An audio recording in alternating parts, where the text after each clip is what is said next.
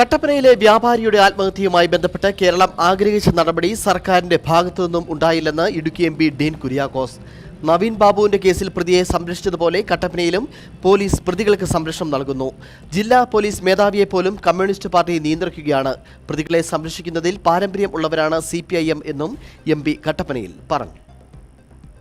കേരളം ആഗ്രഹിച്ച ഒരു നടപടി സർക്കാരിന്റെ ഭാഗത്തുനിന്നുണ്ടായിട്ടില്ല.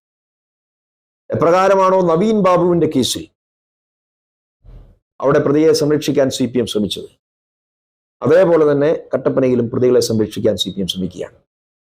അവസാനം ഗത്യന്തരമില്ലാതെ PP ദീപയെ അറസ്റ്റ് ചെയ്യുന്ന ഒരു സ്ഥിതിയാണ് നവീൻ ബാബുവിന്റെ കേസിൽ ഉണ്ടായത്. ഇവിടെ ഒരു സംശയവും വേണ്ട, VR സജിയെ അറസ്റ്റ് ചെയ്യേണ്ടി വരും.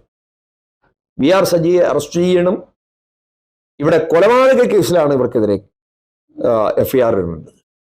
സംസാരിക്കുന്ന തെളിവുകൾ പുറത്തു വന്നു, പക്ഷേ ഇപ്പോഴും അതിനുമേലെ അടയിരിക്കുകയാണ്. ഇവിടെ പോലീസിന്റെ കരങ്ങൾ ബന്ധിതമാക്കിയത് വളരെ സത്യസന്ധനായ ഒരു ഉദ്യോഗസ്ഥനാണ് ഇടുക്കി SP. ഇന്നുവരെയുള്ള അനുഭവം അതാണ്.